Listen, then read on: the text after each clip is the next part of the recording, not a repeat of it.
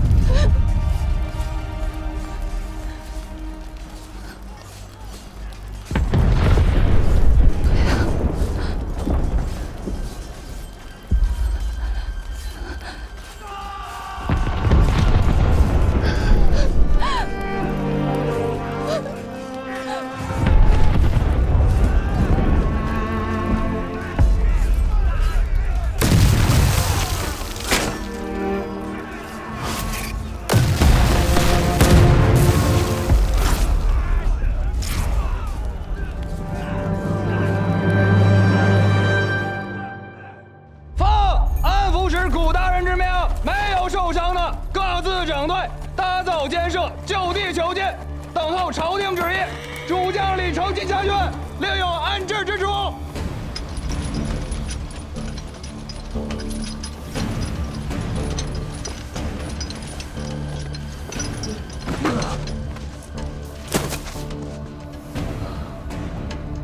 这两个是要监送京城的贼头，你们要好生照顾着。是。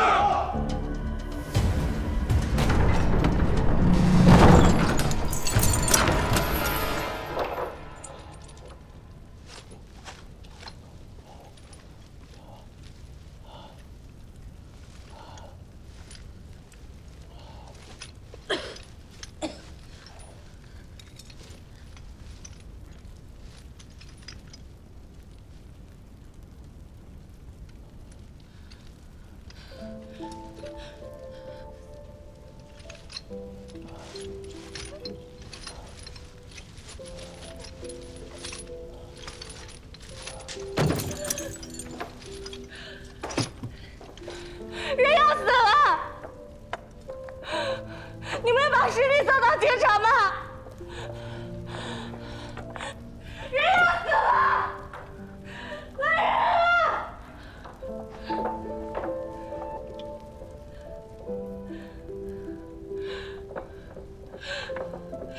来人啊！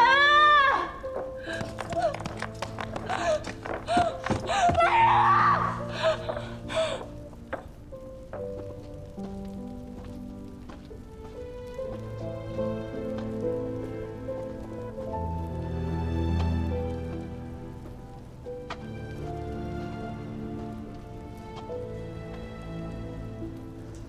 这是我能找到最好的清创药了，你给他敷上，一时半会儿死不了。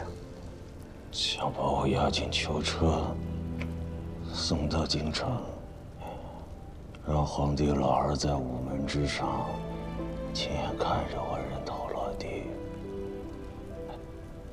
若非这样，皇帝老儿一生气，你们的乌纱帽就不保了。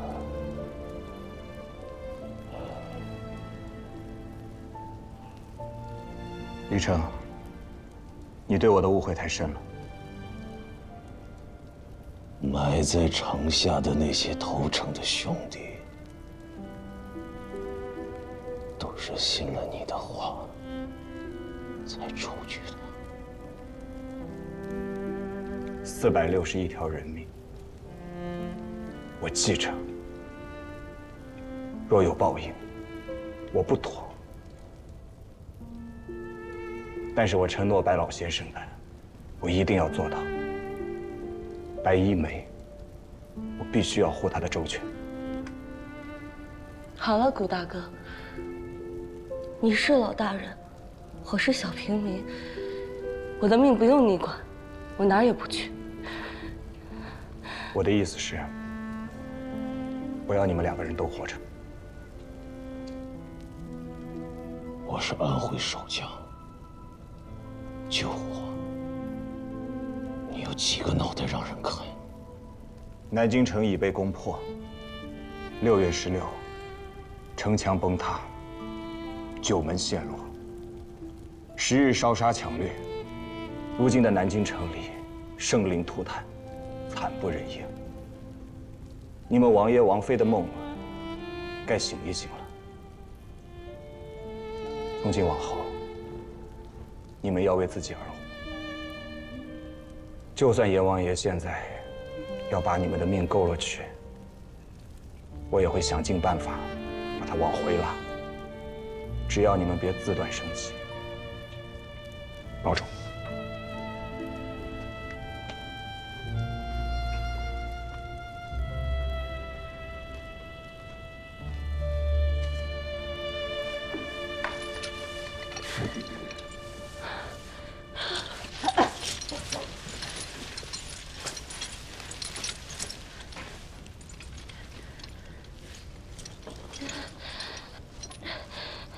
他的话你信吗？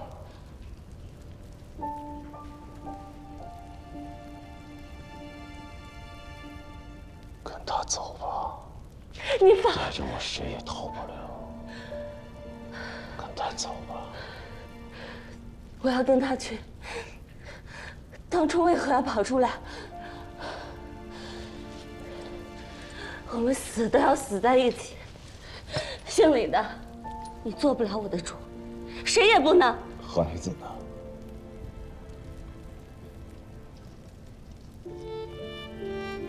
孩子做得了你的主吗？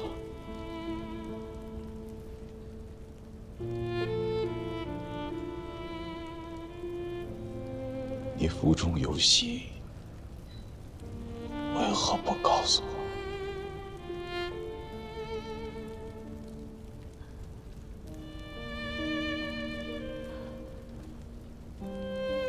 答应我，一定要让这个孩子活着。他活着，就是我活着。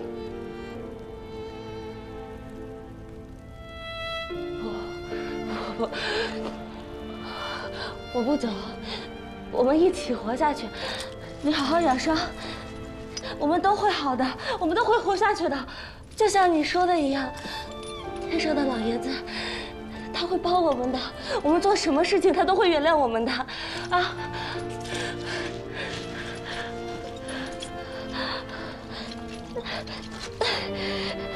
不要做徒劳的事情了，给我疼药吧。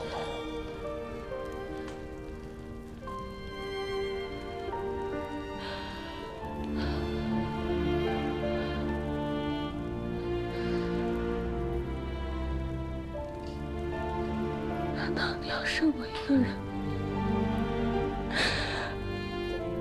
在这个世上吗？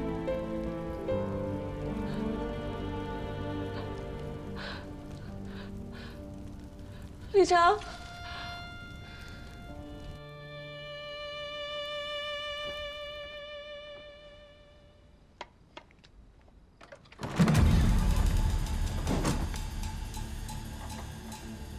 听说你立功了，没来得及恭喜呢。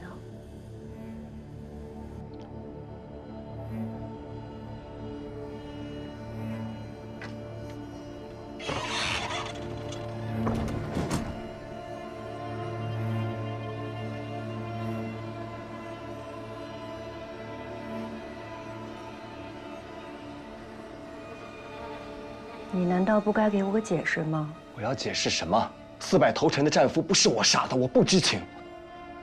你要是不信我，你动手啊！我若不信，你现在还能活着？李成那边，我去劝过了，他现在一心求死，我全不懂。你不是聪明人吗？劝人你不会吗？当这个安福使之前，我以为凭借自己的聪明才智，可以去改变一些事情。等当了这个官之后，我才发现，除了随波逐流，无力改变任何事。所谓历史，不过是一本皇帝的家谱，实在可笑。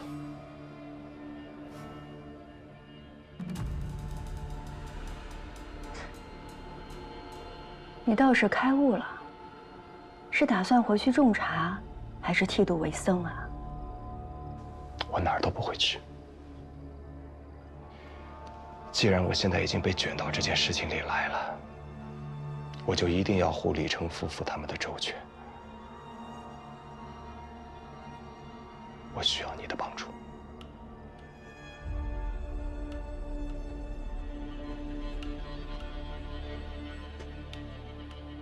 你说，近日我一直在看朝廷的朝报，就像做生意，好歹我得了解行情。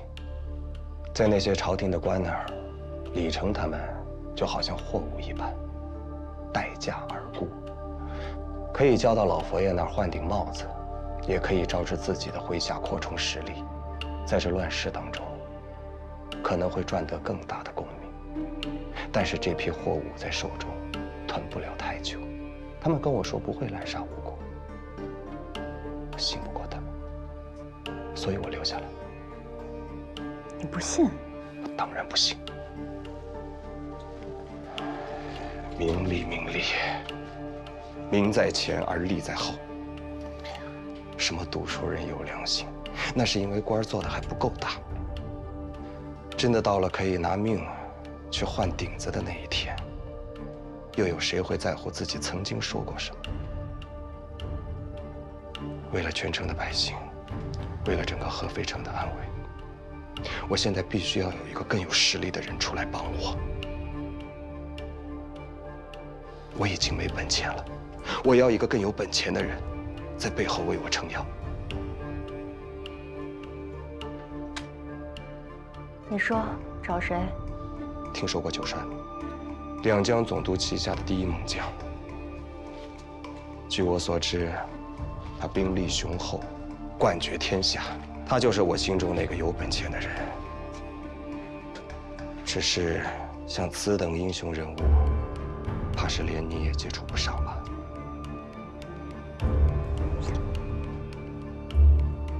你这是激将法。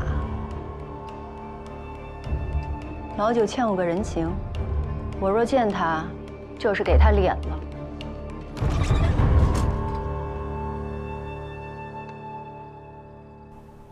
报！江宁大营九帅送来的滚单。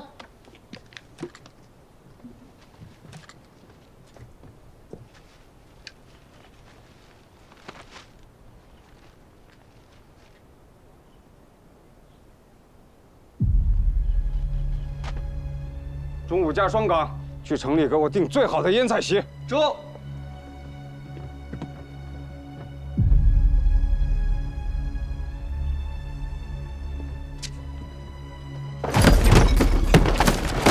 老九他真是目中无人，他围攻江宁3年，寸土未得，现在又跑到老子这儿来抢功劳，你说怎么办？啊！老子用血折子告他。只听说此人一身的煞气，这长江南北他手里这支军队实力最为雄厚，万万不可当面得罪。至于写折子，朝廷正指望他卖命，你说写了折子，朝廷是帮他，还是帮你？那我怎么办？俘虏的这些都是精兵，合肥城打下来，他就写这么一个纸条过来，把1000多俘虏全带走，收编到他的军队里，这不明枪吗？把李成夫妇荐送京城，向朝廷献俘，九帅要那些人都给他，这好歹得给我们留点残羹剩饭吧，这也是官场里的规矩。报，九帅前哨部队已到营门。摆起仪仗，都精神点啊！我们在营外恭候九帅大驾。是。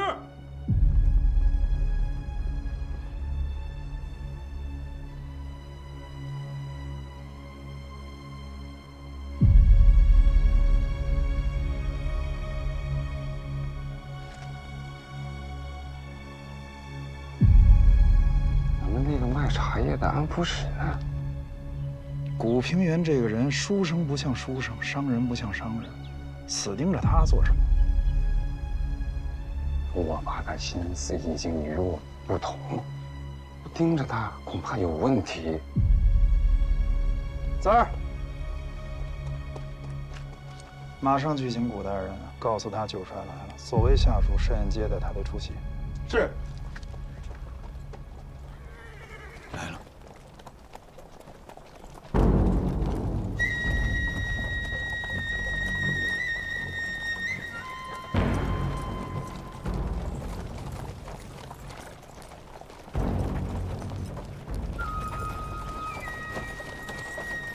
这好大的架子呀！老九这个马车倒是新鲜啊。洋人的乌龟壳。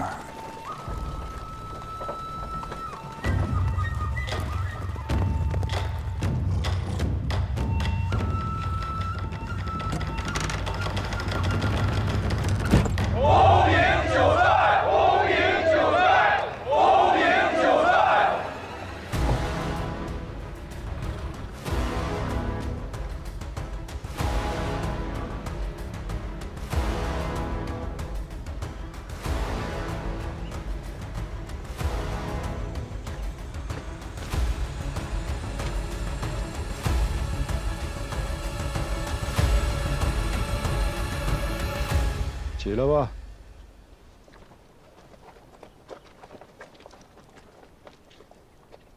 我不敢。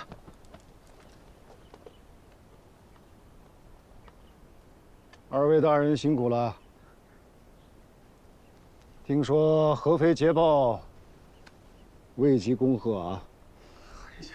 这点小功劳哪里比得上九帅在江宁血战经年，简直不值一提。乔大人，宝庆兄，他乃我故人之后，刚在路上碰见的，陪着我解解闷儿。你们认识？哦，那是自然。古先生是圣母皇太后亲赐的安抚使，战局凶险之际，古先生立了一大功啊！我正要找他，没曾想到了九帅这里。不嫌晒得慌啊！吃了饭，我带人走。是，九帅请。哎，先生，你跟九帅还认识？早就认识。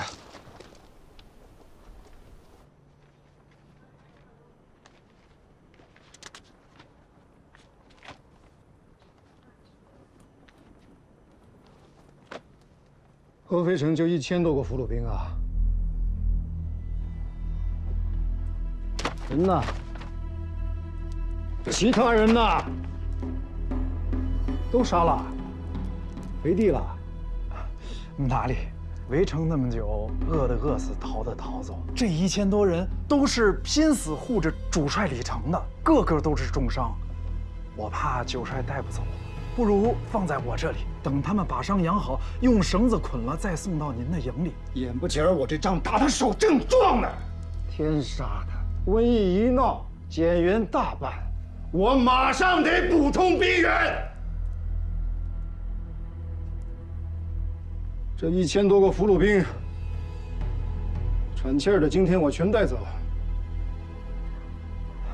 九帅，这1000多战俘确实伤得很重，我们替九帅整顿一下队伍，把他们头剃了，让他们吃饱了、穿暖了、精神养足了，再给九帅您送过去，不好吗？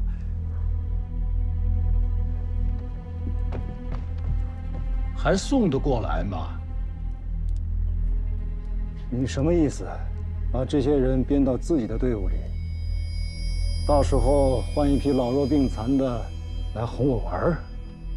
是不是看我仗打得眼热，想分杯羹啊？请。九帅，不敢，九帅想要拿走便是，我们哪敢跟九帅争啊？李成我也要啊？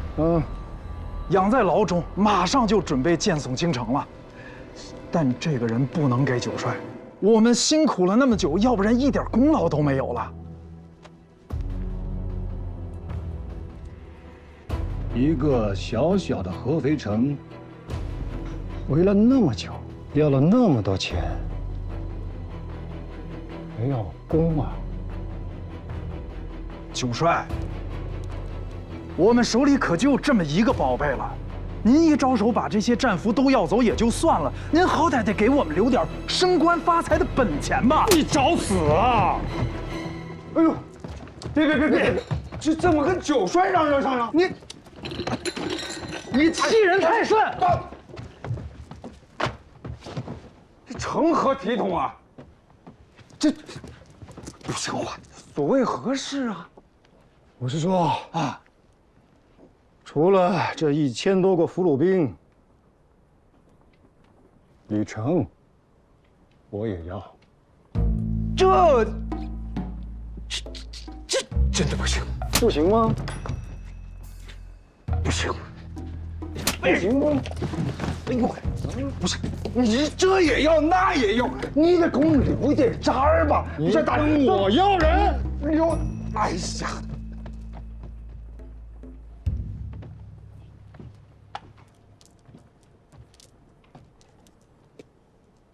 说话要算话，我替你出气了。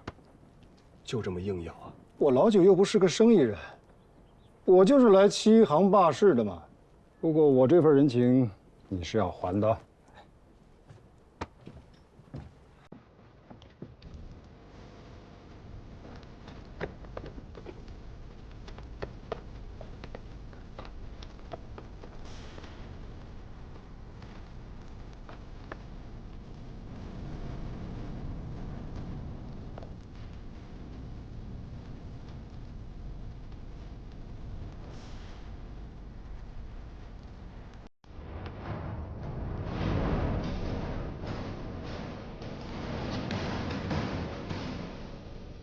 还没请示吗？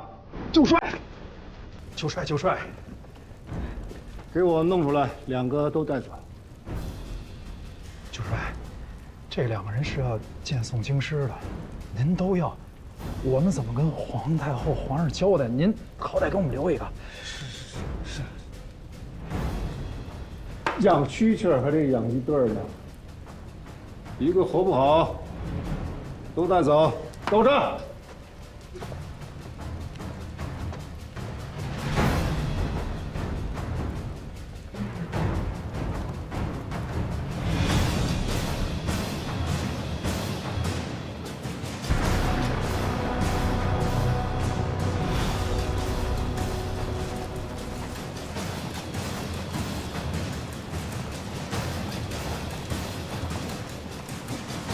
九帅是谷兄请来的，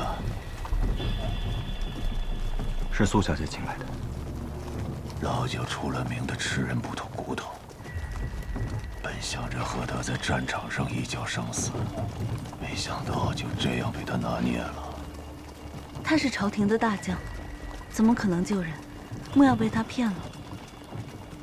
代价不小吧？代价确实不小。可是谷兄你花的银子，怕是只能保住我们夫妻2人的人头。若想叫我这些兄弟都能活，这买卖该怎么谈？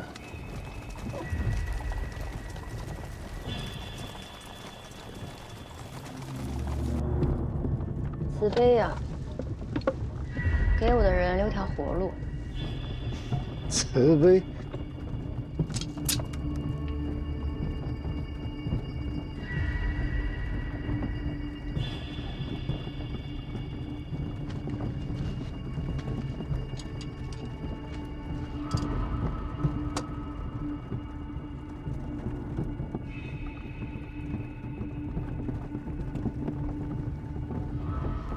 九帅的意思是，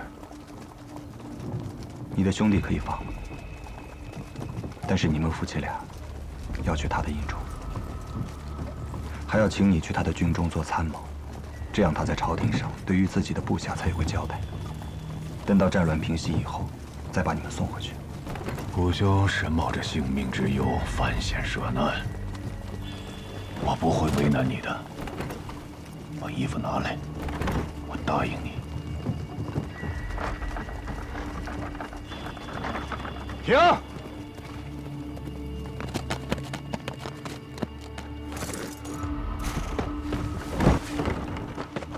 卑职九帅帐下，虎子营副将扎兰察伺候大人更衣。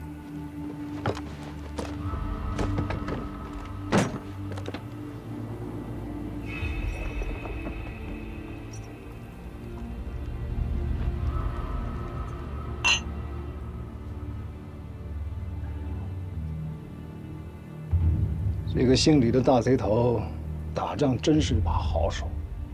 我真不明白，一个目不识丁的小孩子，一个挖矿的臭苦力，能有这般成就。可惜了，不能在战场上相见。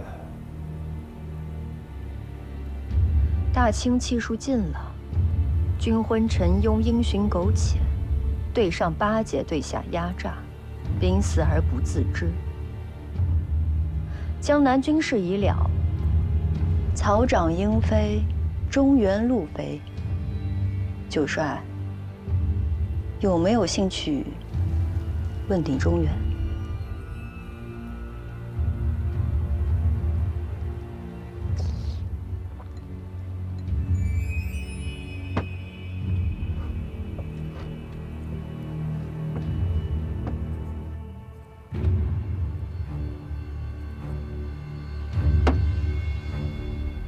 这是九帅请能工巧匠打造的好刀，只有立了大功的将领才能蒙赏。将军此次弃暗投明，必定鹏程万里。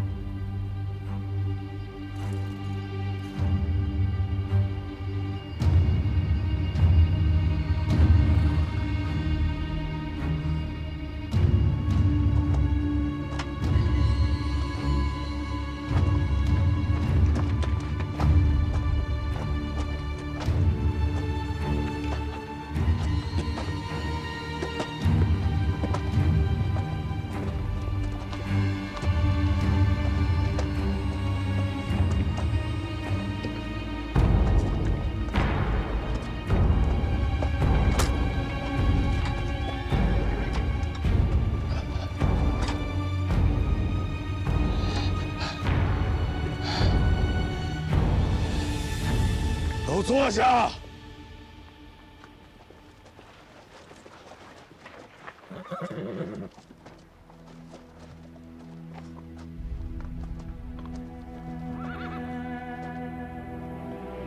我知道，我穿这身衣裳，对不起战死的兄弟。可我不穿，对不起拼死救我的朋友。也救不了你们。我知道你们都不怕死，早在破城之日，我们就已经把命交出去了。可是今日不同，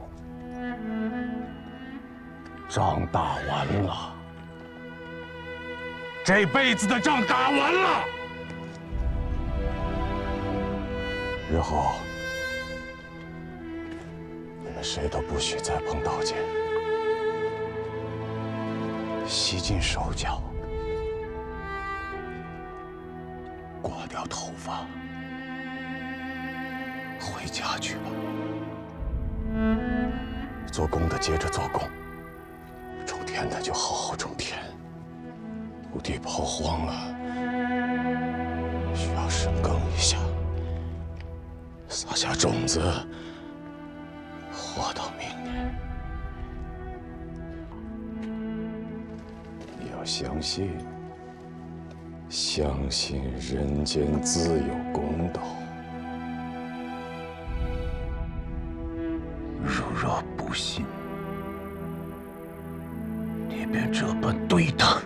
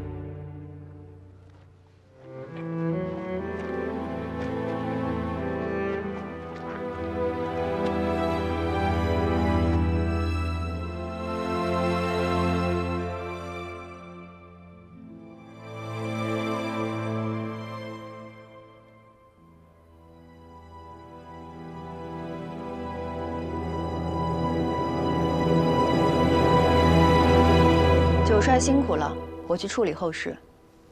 慢着，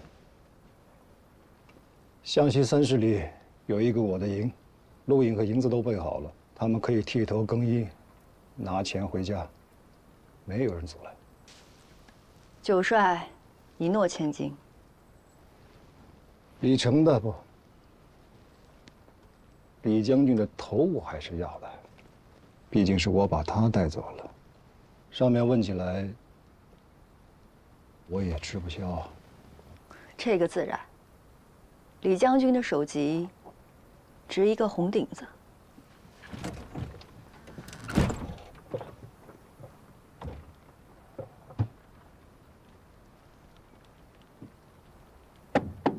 九帅有令，大队向西30里，剃头、洁面、领录影发路费，各自返乡。是，属下早就预备好了。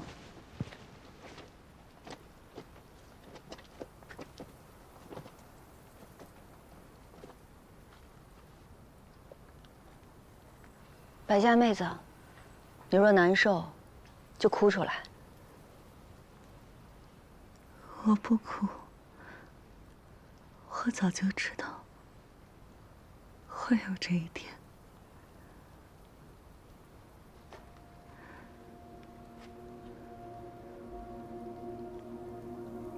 求人得人，我替他高兴。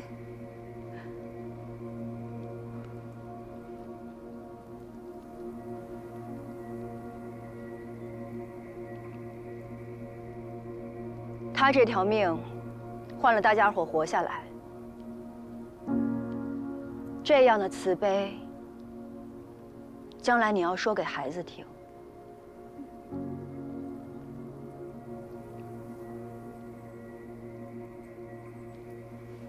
来人，抬走！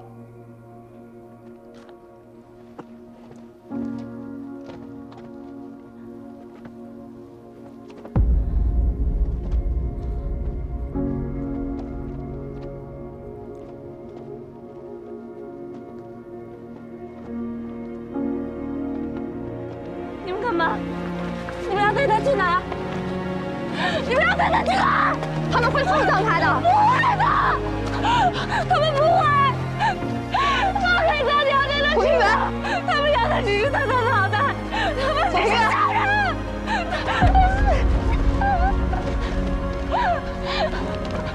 你们要带他去哪儿？你们要带他去哪儿？你放开！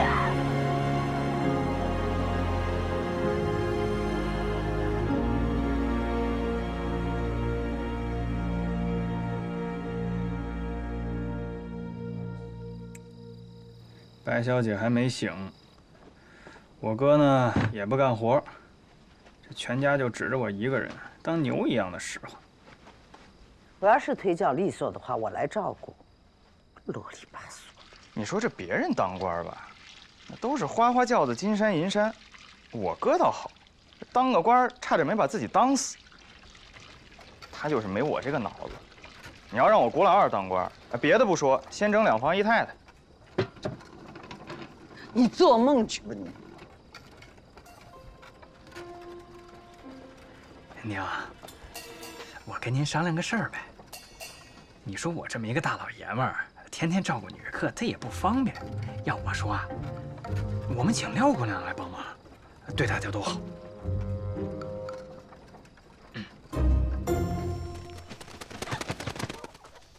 大夫，您辛苦，来，这边用茶。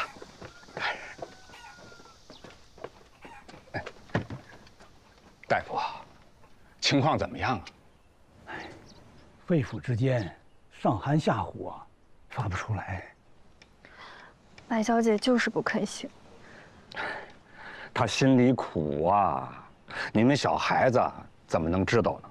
哎，去看看白小姐。啊。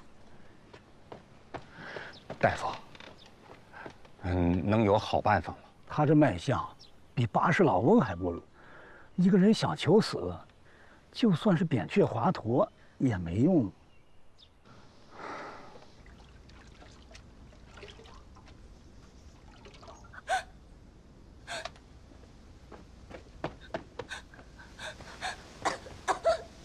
白小姐，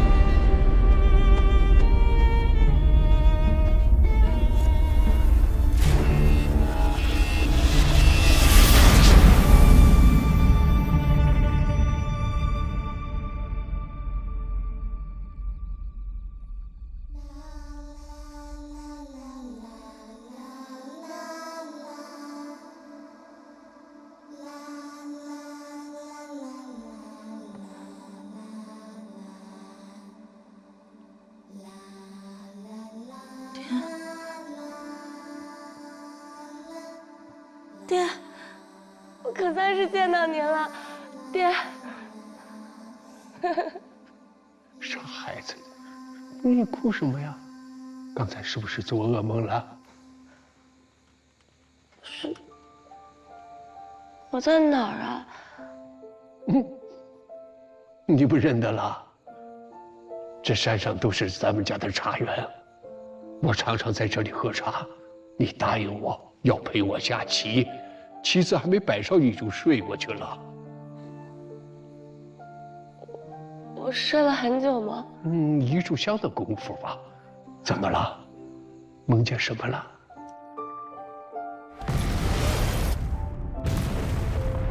我梦见忽然之间兵荒马乱，我被抓到了贼子的军营里。我梦见古大哥回来了，他到营里救我。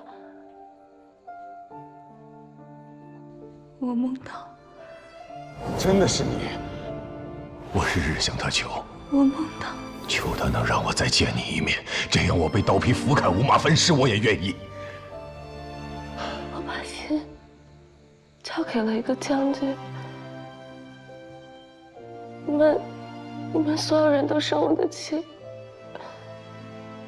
后来他死了，所有人都死了，我还怀了他的孩子。爹，这一切都是梦，对吗？我从来没有做过这么久的梦，吓死我了！我好像重新活过来了一样。爹，我以后不会再惹您生气了。好孩子。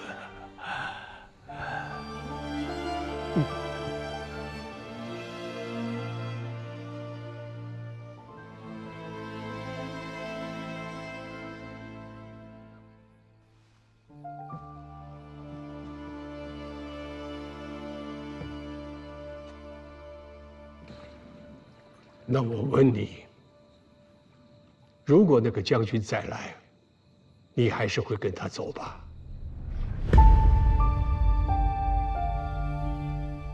虽说是做梦，动的也是真心。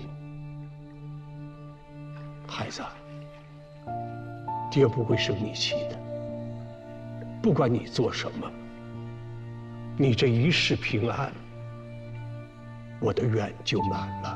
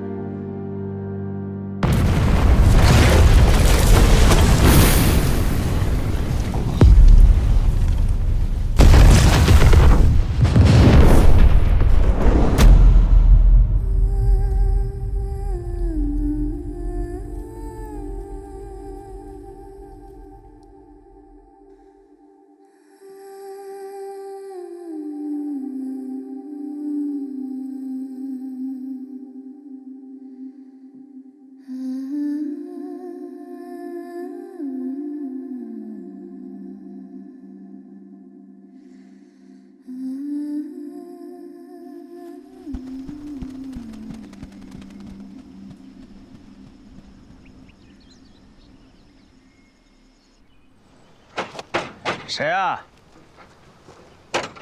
来了来了来了！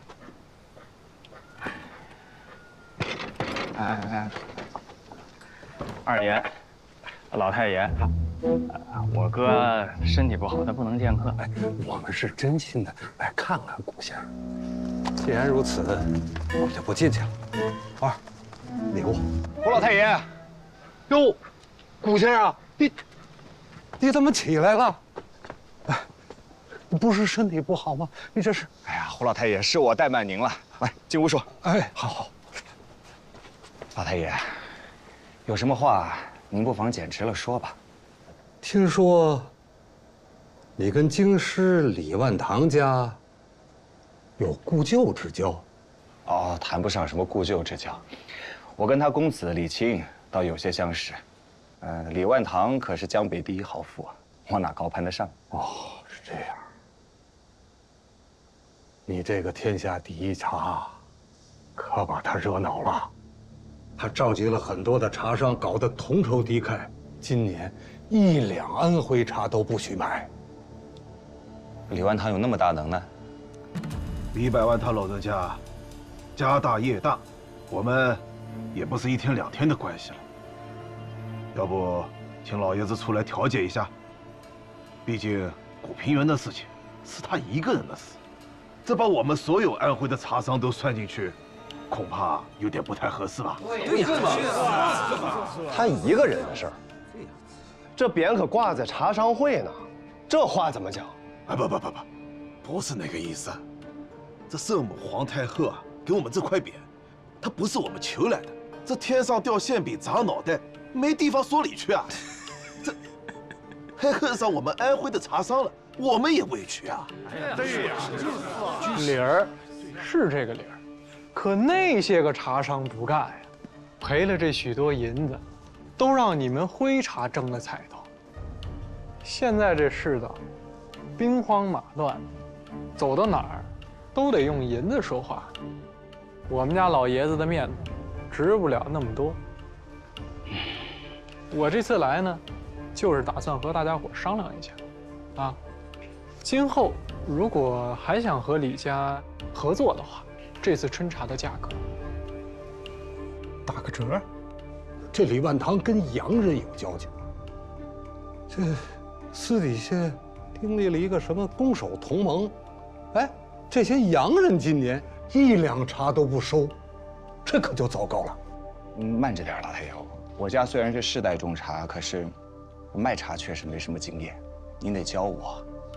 这往年呢，咱们安徽茶有3个去处，第一呢是全国的茶店，2呢有一部分销往蒙藏、新疆，第3呢就是绝大部分都运往广州，交由13行代销给洋人。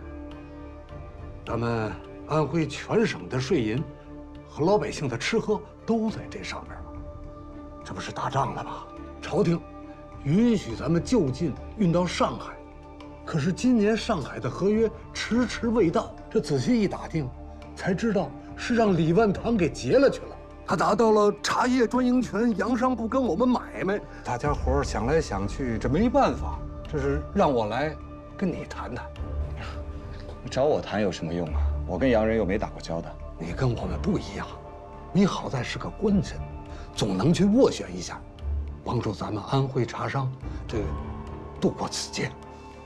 我做这个安抚使吧，确实要跟那些当官的打交道，但我自己本身不是官绅呢。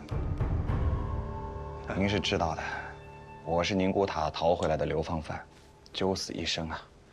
好不容易又回到徽州了，能够过几天清闲日子，在家中服侍老娘，心满意足了。至于说到做官，或者像您这样，管着那么多茶商，我是真没这个野心了。承蒙您见谅。哦，原来是这样啊！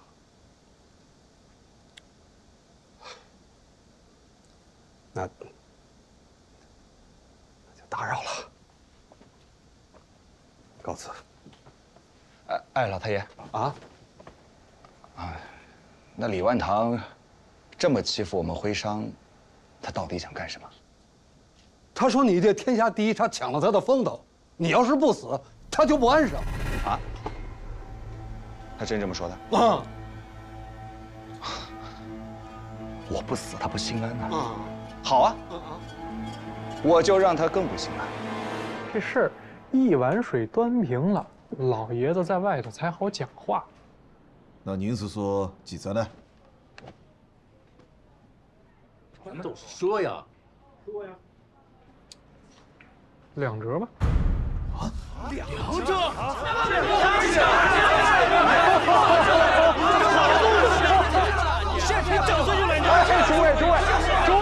诸位，不要着急啊，一个一个说。这天底下可不是只有我家老爷子会卖茶呀，你们做了一辈子茶叶生意，个个都是大行家。按理说，我就是赶着学也不够格，可就一样，李家蒙圣恩，代表朝廷总管一切茶叶的外销事宜。这里头的一起一落，麻烦可就大了。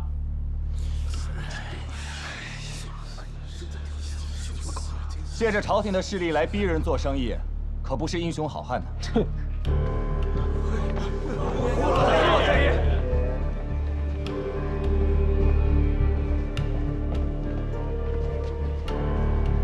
我一猜就是你。上次你通知玉儿他们过去救我，还没有来得及当面感谢。感谢就不必了。怎么，你下定决心要趟这趟浑水了？诸位，我看在古平原的面子上，原有的折扣加上1成。不过这也就到头了。你好大的口气啊！兄弟，我可不敢苟同。哼，那咱们就走着瞧。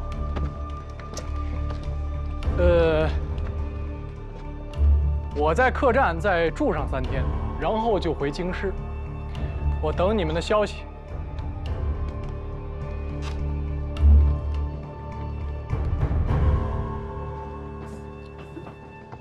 哎，听我的，来。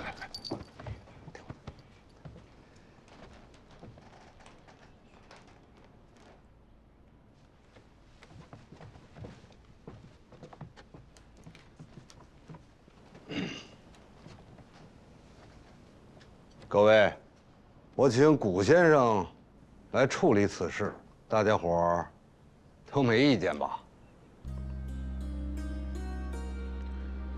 他要真仗着朝廷的势力，我怕古先生也赢不了啊。赢不了怎么办呢？去死啊！2折，全安徽种茶的人把脖子扎起来，不要吃饭了。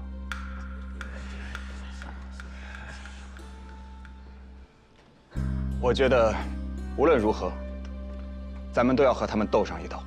这2折的价格是李万堂他自己定的，朝廷哪里管得了那么具体？李万堂手眼通天，长江南北这么多茶户，那些大茶商又恨我们，怎么个斗法呀？对呀。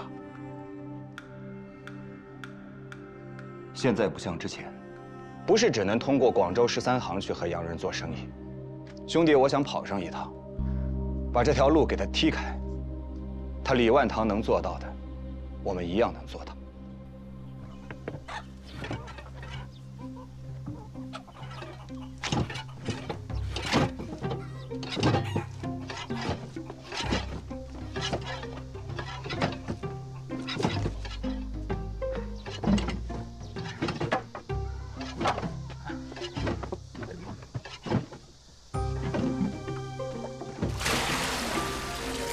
差不多了吧？这才半桶水，这哪够啊？白小姐得擦身子，你娘得熬药，我们还得吃水呢。你怎么这么懒呀？难不成那我去呀？这咋惹谦儿了？歇会儿吧。你也歇会儿。我没您的命。那山下药店里有卖现成的，买点就是了呗。买现成的不得银子呀？您倒好，上嘴皮碰下嘴皮。那行啊，我去买，拿钱来。啊？嗯。好。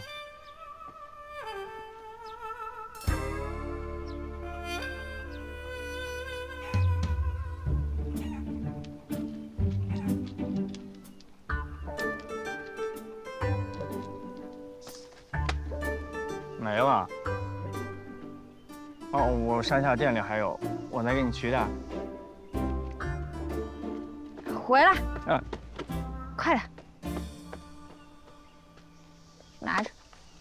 你给我钱干嘛呀？不是你要的吗？我要你就给啊！我是你什么人？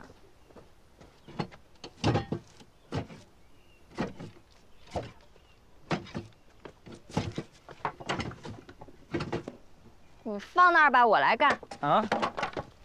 不是我还能干。过来。你要能干的话，把这忙给我帮。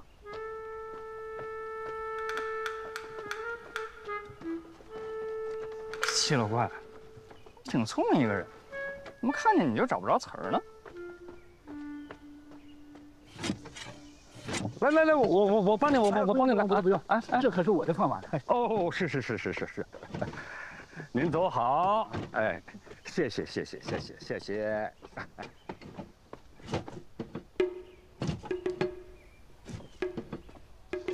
小子，刚才干嘛呢？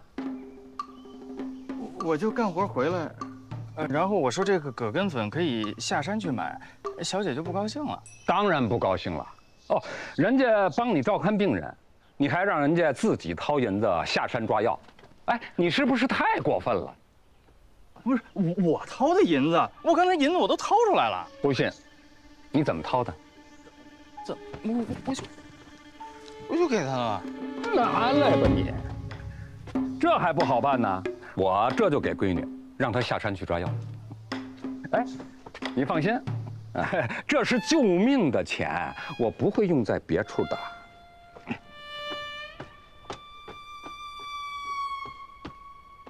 娘，你喊我。再有人来拜访你哥，你给我拒在门外。不用，娘，那我哥不在，生意就不做了。那他们有事可以和我谈啊。过来谈，过来跟你谈。这你天天说自己眼神不好，打的还挺准。你别忘了，白小姐还在隔壁养病，她是谁的媳妇儿？她肚子里面怀的是谁的孩子？你可辛辛苦苦的把她救回来，要是有谁坏了心眼，多一句话，拿1人2命去换取自己的升官发财，那你哥的辛苦岂不是白费了？那我们全家还活不活呀？那你早说不就完了？我又不是不懂事儿。要我说这事儿啊，我哥干错，我姑老二都比他精。对，你精，你聪明。我觉得我们对白家也算是仁至义尽啊。你说那个白一梅，她够亏欠咱们的了。从小的婚约是吧？她跟那个主将跑了，还怀了人家的孩子。那我哥费劲费钱，费了半条命才把她从刀口救回来，怎么算也不值当。对，你聪明，你比你哥聪明，对不对？你多聪，你站起来，你看。这身上跪的，你说说，这会呀，这孩子。啊！哎呀，大白天不要拉拉扯扯的，成何体统？哎，轻点。我天哪！啊！我天哪！没看见？哦，他买药去了。买药？啊！他身上没钱啊，怎么买药？他刚才来，然后问我干什么呢？我说我干活回来，然后我跟你说我下山买药。他说他去买，然后我就把钱给他了。我跟你说了多少次了，别给他钱，别给他钱。他下山不把裤子都输没，他是不会回来的。我跟你说了那么多次，你怎么就记不住啊？不是，他不是你爹吗？你就当我孝敬孩子行不行啊？不然他老人家回头一生气的，他不同意我们俩的婚事，我可怎么办呢？你呀，就等着受罪吧。哎，我给你带了2罐这么好的茶叶，你却在那里喝酒。茶水这东西越喝越清醒。不如你陪我喝酒，来，尝尝洋人送我的葡萄酒。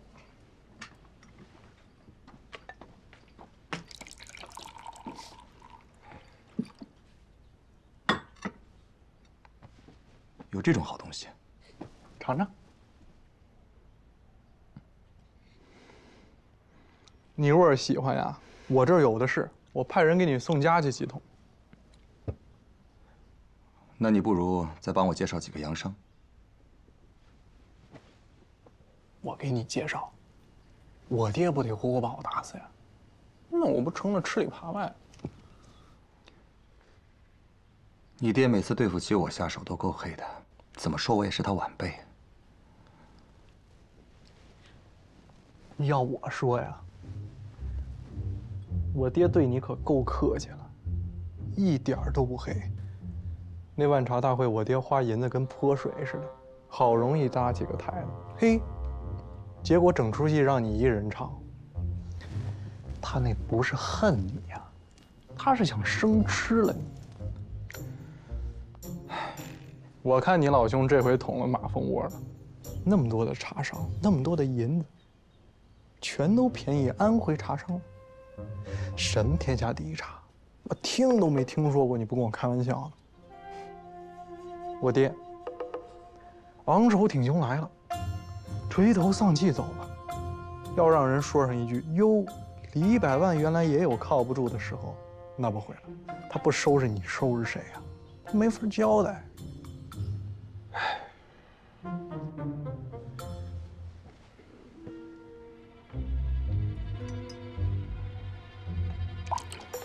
这安徽的茶商会怎么个意思呀？下定决心要跟李家翻脸？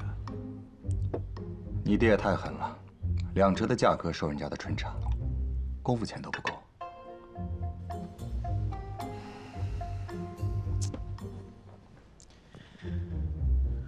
这事儿啊，我做不了主。把话带到了算完。知道为什么让我来吗？3个字儿，找挨骂。这话倒是痛快，可不是吗？我这次来本身是打算找你好好较量一下，可现在这情况也太胜之不武了。下次等我有自己的生意的时候。那你什么时候才能有自己的生意呢？我爹说了，等南方克复的时候，把家里的盐业生意交给我，掌管南7北6，300多家盐店。其实也不用300多家，一家就行。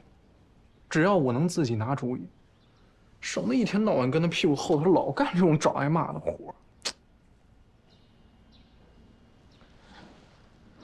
哎，你上哪儿去？找几个洋商啊，难不成真让你爹给逼死啊？你谁都不认识，怎么找啊？海关总管赫德你认识吗？祥和洋行的理查德你认识吗？上海滩，你去过吗？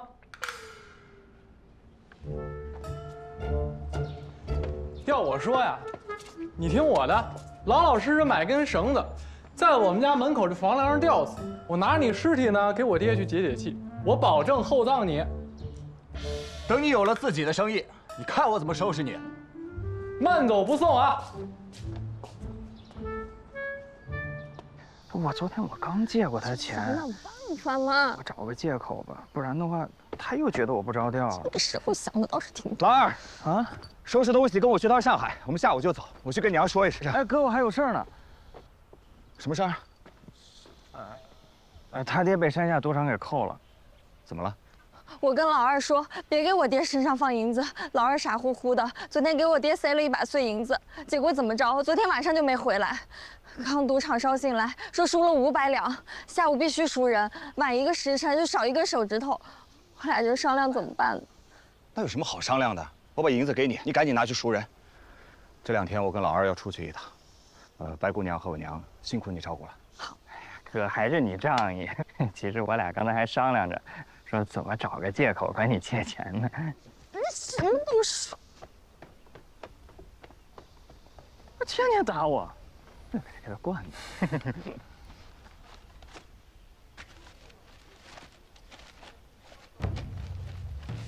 这钱啊，你跟他说，是我孝敬他爹的，啊，不是我们借的。其余的一句废话别说啊！收拾东西。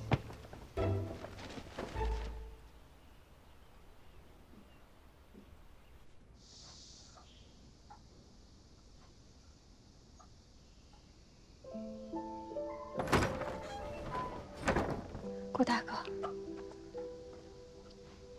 大夫怎么说？什么时候能醒？先生说他不肯醒。不肯醒，不肯醒是福气啊！我就没这福气了。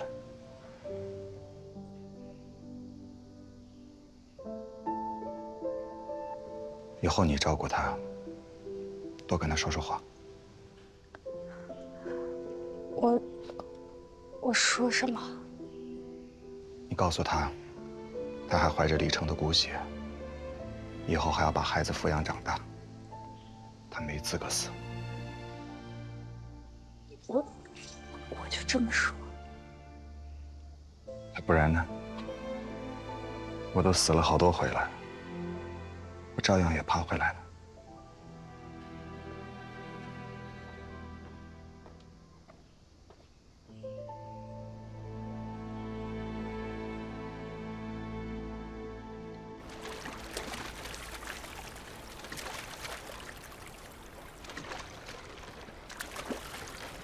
你说把这艘船买下来要多少钱？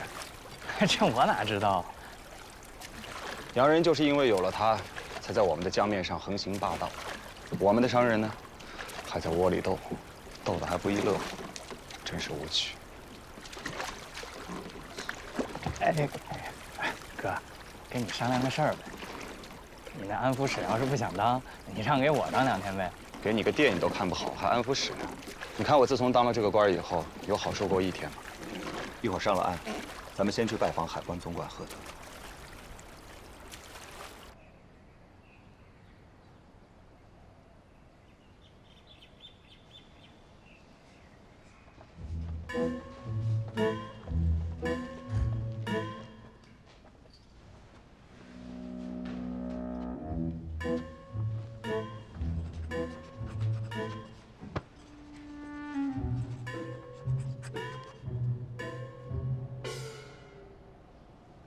你干嘛？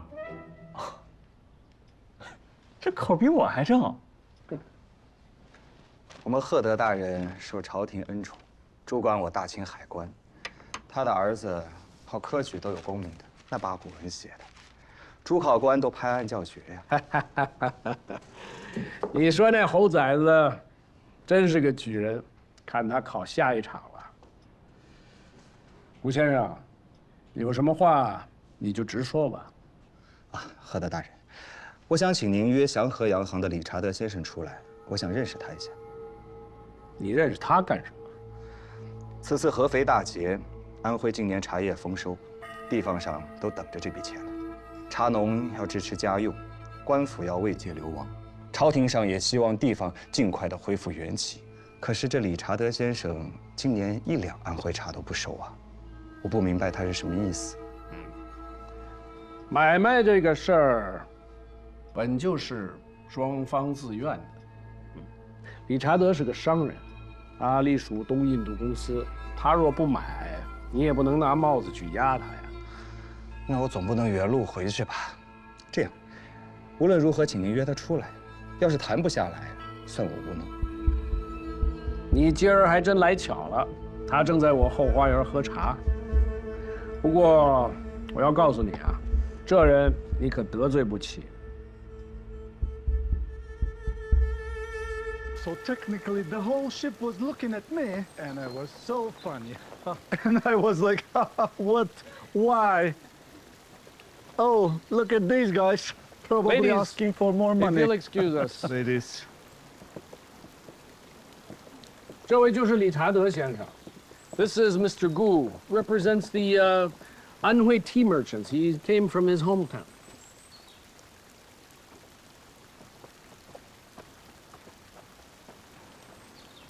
理查德先生，我想知道为什么您对于安徽茶今年选择1两都不收了？有问题吗？